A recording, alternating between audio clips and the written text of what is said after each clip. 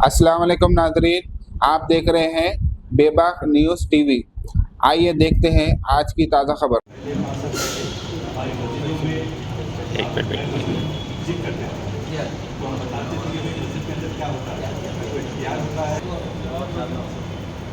Minute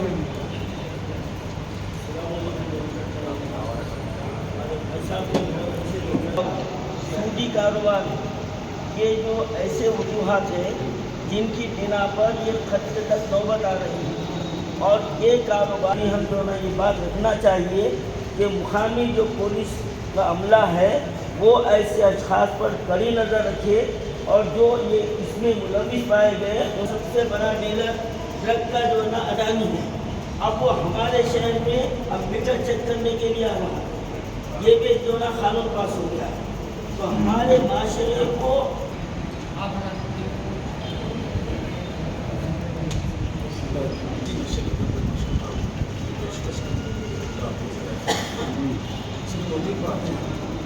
सबसे पहली चीज़ ये है कि देखिए जो लोग जराम पेशा हैं या जराम से वाबस्ता हो रहे हैं उनके हमारा पैगाम पहुँच नहीं है। इसके लिए सबसे बुनियादी काम यह है कि उनके पेरेंट्स पर काम करें, वो असल में रूल है, वहाँ अगर हम काम करेंगे उसका असर इंशाअल्लाह की सतह पर या महल्ले की सतह पर हर घर से पेरेंट्स को बुलाकर कुछ गाइडलाइंस दी जाएँ कि बच्चा रात में 12 बजे के बाद बाहर में रहे, 11 बजे के बाद किन लोगों को उसका फील्ड है, काउंसलिंग के ज़रिए से समझा बुझाकर उनको उससे बात रखा जा सकता है। ये महल्ला कमेटी सबसे बुनियादी किरदार अदा करेगी, लेकिन उनका कनेक्शन पेरेंट्स के साथ होना जरूरी है। उसके बगैर ये सिर्फ एक पैगाम हो जो फिजा में फैली हो जाए। दूसरी बात ये है कि उसका असर कंपाउंड इफेक्ट के तहत बहुत दूर तक पहुँचेगा। तीसरी बात दुआ के लिए लोग होते हैं, 1 मिनट सही कम से कम बच्चों की तरबियत, उनकी निगरानी निगरानी के ऊपर पेरेंट्स को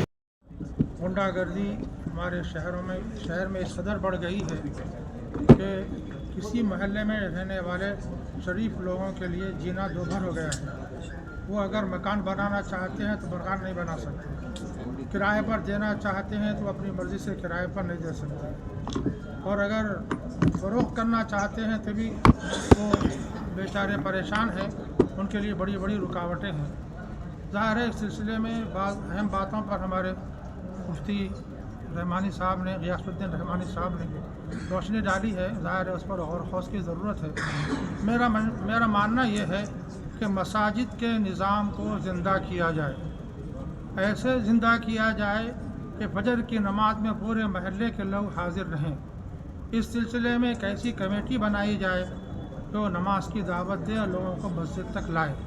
बड़ों को भी, नौजवानों को भी और बच्चों को भी। इंशाअल्लाह इससे बड़ी इस्लाह होगी, और इस कोशिश से उन लोगों तक पहुंचना भी आसान हो जाएगा जो गुंडा गर्दी में नाम रखते हैं और जो दहशत फैलाते हैं, उन तक भी पहुंचना आसान होगा। जब मस्जिद से जुड़ेंगे तो इंशाअल्लाह उनमें अल्लाह का डर और खौफ पैदा होगा। नमाजी बनेंगे तो इंशाअल्लाह तो नमाज जो है बहुत से मुनकरात फ़वाहिश के रोकने का ज़रिया बनेगी। लेकिन हमारी मस्जिदें ख़ास तौर पर फजर में मस्जिदें मरसिया ख़्वाह के नमाजी न रहे का मंजर पेश कर रही हैं। हमारा फोकस, हमारी कोशिश ये है कि हमारी मस्जिद संगमरमर की बन जाए और ख़ूबसूरत बन जाए, AC लग जाएँ। हमने समझ लिया है कि मस्जिद तामीर करने का यही एक मंशा है, हालांकि ये मंशा नहीं है। मस्जिद को आबाद करना, आबाद रखना ये अहम तरीन मकसद है। यही वजह है कि हमारे माशरे में बेदीनी आम है। शादी ब्याह के उन्वान से हर किसी भी उन्वान से हो हमारे पास बेदीनी आम है। और एक ख़ास तौर पर तवज्जो की ज़रूरत है। जब तक मुसलमान गरीब थे, यहाँ किसी के पास माल दौलत नहीं थी, तो शादियाँ सब सीधी शादियाँ करने पर मजबूर थे। लेकिन बाहर जाने का रास्ता खुला है, अल्हम्दुलिल्लाह अल्लाह ने फरागत अता फरमाई है। लेकिन मुसलमान उसका गलत फ़ायदा उठा रहे हैं, और वो अपने जो कुछ कमाया है वो कुछ कमाने में शुमार नहीं है वो।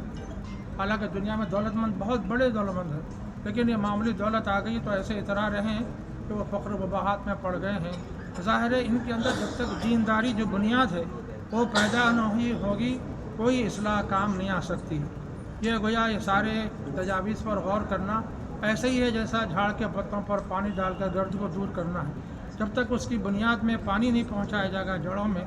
उस वक्त तक झाड़ की तरोताज़गी मुमकिन नहीं है। तो इसलिए इन चंद बातों को ज़रूर पेश नज़र रखें और कोशिश करें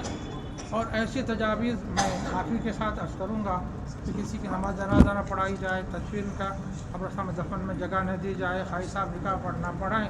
تو پھر سوال یہ پیدا ہوتا ہے کہ ہمارا جو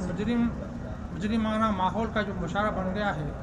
وہ اگر مر جائیں گے تو آخر وہ کی نماز جنازہ بغیر پڑھے تدفین کریں گے، مسلمانوں کو قبرستان جگہ نہیں دی کو تو کہاں دفن کریں گے؟ یہ سوال ہے۔ اس لیے بنیاد کی طرف توجہ دی جائے، بنیاد کی اصلاح ہوں گی تو ساری چیزوں کی اصلاح ہوگی۔ یہ چند باتیں بطور معروضہ کی پیش کی گئی ہیں، اگر کسی کی دل آزاری ہو تو معذرت خواہ۔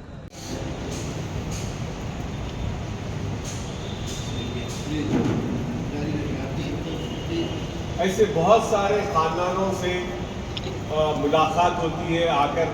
شکایت کرتے ہیں کہ ہمارا بچہ رات میں دیر سے جا رہا، دیر سے آ رہا نہیں،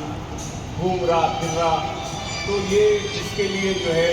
یہ کوئی ایک دن 2 دن میں یہ مسئلے کا حل نہیں ہو سکتا ہے۔ اس کے لیے ہم سب کو مل کے اس کے لیے ایک لانگ ٹرم پلاننگ کرنا پڑے گا۔ اس پر اگر ہم کام کریں تو اس کا اثر آنے والے مہینوں اور سالوں میں نظر آئے گا۔ یقینی طور پہ آج کی تاریخ میں اس کے لیے آواز اٹھانا ہے تو سب سے پہلی آواز ہماری جائے گی حکومت کے ایوانوں تک، کیونکہ لا اینڈ آرڈر ان کے پاس ہے۔ تو جب لا اینڈ آرڈر قتل کی وارداتیں ہو رہی ہیں تو سارے حیدرآباد شہر میں ایک طوفان مچ گیا ہے۔ جیسا کہ آپ جانتے ہیں کہ کاروبار بنسبت پچھلے سالوں سے کچھ 5-6 سال سے کورونا وائرس کے بعد سے ہی کاروبار گرے ہوئے، تو تمام کاروباری پریشان، اور خصوصاً ہمارے پرانے شہر میں تو کاروبار آپ کو معلوم ہے رات میں زیادہ ہوتا ہے، اور ہمارے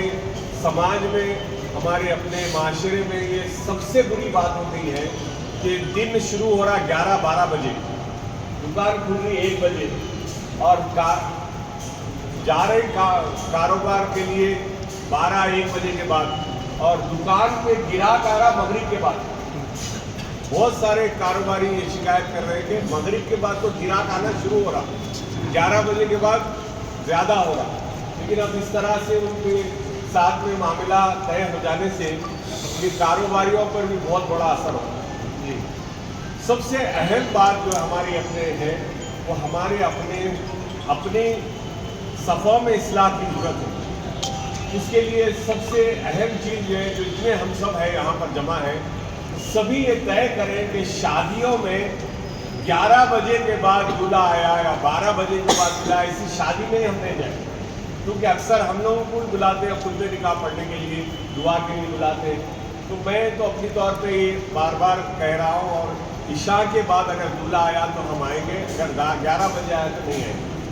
یہ ہم کو اپنے طور پہ بھی کرنا پڑے گا۔ رات کے 4 بجے تک جو ہے وہ 12 چل رہی، باجے بج رہی، اور تمام محلے کو پریشان کر رہے ہیں، تو مغرب کے ساتھ عصر میں یا ظہر میں نکاح مسجد میں ہو جا رہا، دولہے میاں پہنچ رہے 12 بجے، تو اس کے بعد وہ شادی خانے سے وہ ریٹرن ہو رہے ہیں، خواتین بھی آ رہے ہیں، مردانہ بھی آ رہا، تو یہ نئے نئے مسائل پیدا ہو سکتے ہیں۔ یہ چیزوں پہ بھی ہم کو ضرور کام کرنے کی ضرورت ہے۔ اور رہی بات نوجوانوں میں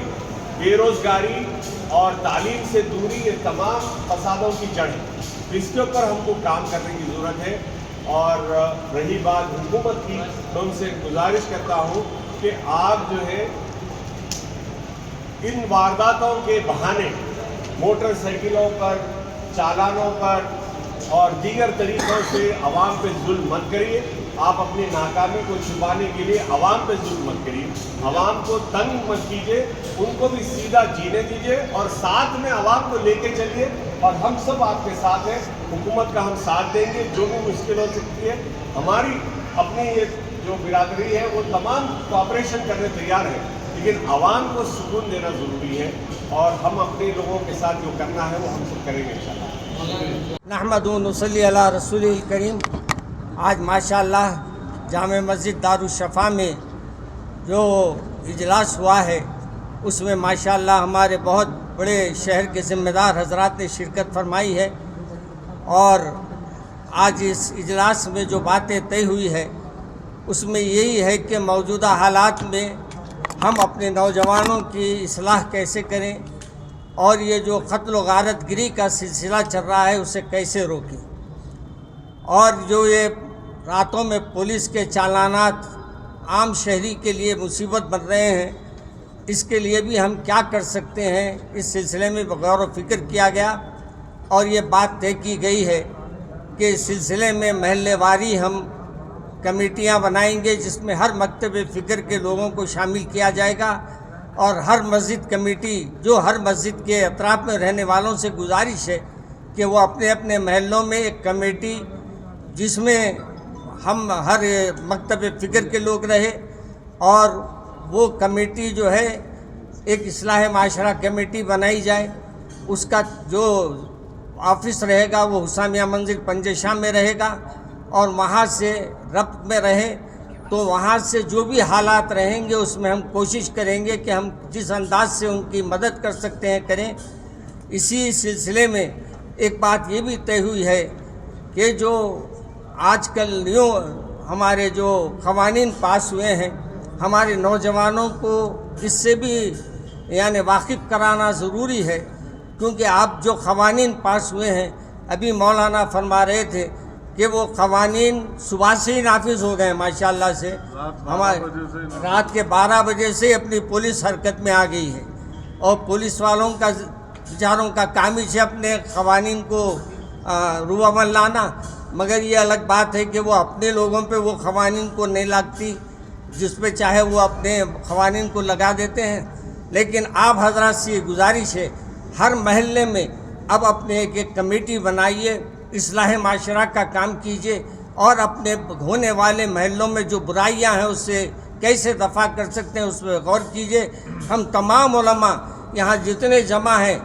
آپ کی خیر خواہی میں جمع ہوئے ہیں، آپ کی ہمدردی میں جمع ہوئے ہیں، اور ہم امید رکھتے ہیں جو بھی ہمارے کام ہوں گے انشاءاللہ، اب اس کو ہم ایک رجسٹر بنائیں گے انشاءاللہ، باضابطہ اس کو ہم اس کے رجسٹر کو پہنچانے کے لیے بھی انتظام کیا جائے گا، اور جماعت اسلامی سے بھی ہمارے صفا بیت المال سے بھی ہماری گزارش رہے گی کہ ہمارے اس کام میں وہ ہمارے ساتھ دیں، اور یہاں جتنے تنظیم کے علماء کرام ہیں مجلس علمیہ سے بھی تشریف لائے ہیں، مولانا ہمارے اکبر نظام الدین صاحب حضرت تشریف رکھے ہیں، مولانا مفتی خبیر صاحب بھی تشریف فرما ہے، اور ہمارے مولانا صادق محی الدین صاحب بھی تشریف فرما ہے، ہمارے جناب نیر صاحب بھی تشریف فرما ہے، اور ہمارے سعید صاحب بھی تشریف فرما ہے،